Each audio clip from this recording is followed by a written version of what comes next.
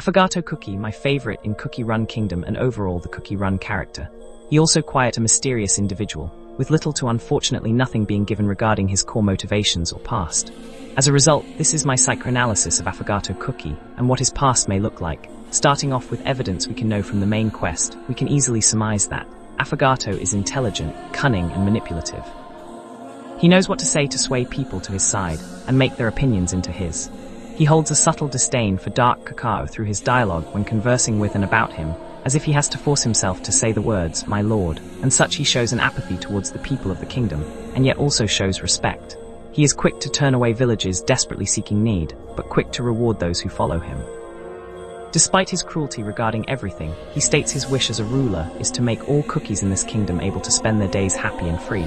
Regarding his past, he says, "Most of my life I was down on my knees. Even the moments I was allowed to sit in a chair, none of them were spent in comfort. And when sharing delicacies, he seems to favor his followers most." Evidence outside of Maine, his description says, Affogato Cookie spent restless years without a place to belong until he came up with a simple solution, to create a land of his own once and for all. He appeared out of nowhere on a frigid night in the dark Cacao Kingdom, and has been busy earning the trust and favor of the locals with the help of his strange concoctions and mysterious chants. One of his ascension quotes is, "The coffee village, I barely remember my time there."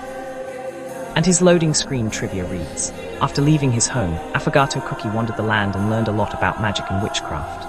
All this evidence compiled, this is my theory for his past and motives. It can be believed he grew up in the coffee village, spending his childhood years there. Since, however, he hardly remembers his time there, it can be assumed it was destroyed long ago, from a rough timeline of Affogato's preteens to young adult years. The description for its place on the map says, the only known home location has been left abandoned and in disarray. This means the villagers must have left in a hurry, so it can be theorized that something must have attacked or happened, possibly some wild animals, especially since something similar happened to the Milk Tribe's village. Another theory I know of is that it might have been burned down. He said he spent his time without a place to belong, suggesting he was traveling alone.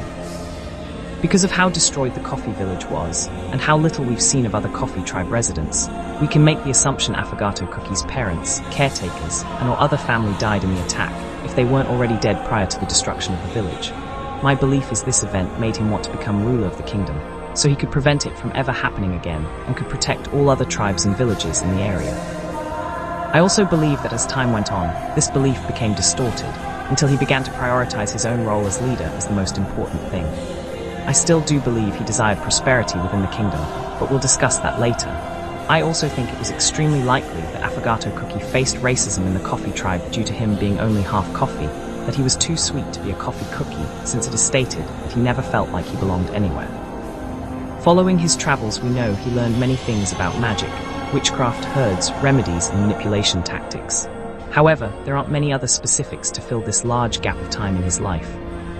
From comments such as "most of my life I was down on my knees" and remedies and herbs, yes, I used to sell them long ago, his knowledge of mysterious chants, his favor of the priests/shamans, and even his decor where he burns incense and prays, it can be surmised he was a priest/shaman or at least performed religious rites.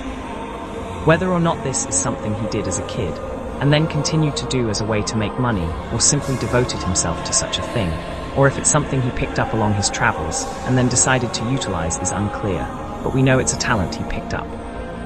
It also suggests his strange concoctions may be a form of apothecary, and that this may also be a job he picked up or pursued, perhaps even both at the same time to make ends meet and further his skills.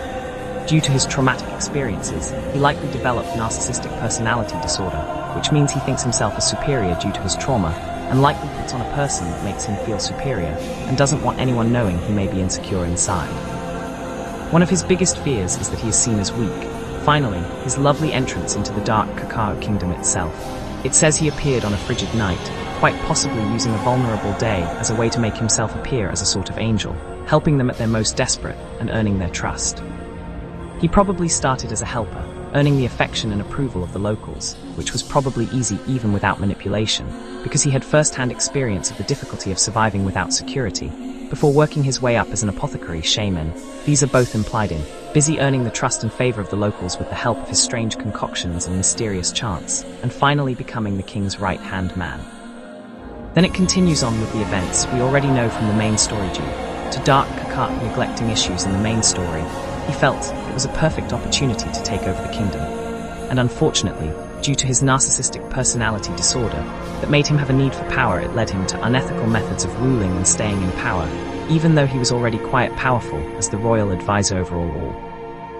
Affogato Cookie is an extremely complex character and one of the best examples of how untreated trauma can truly destroy someone.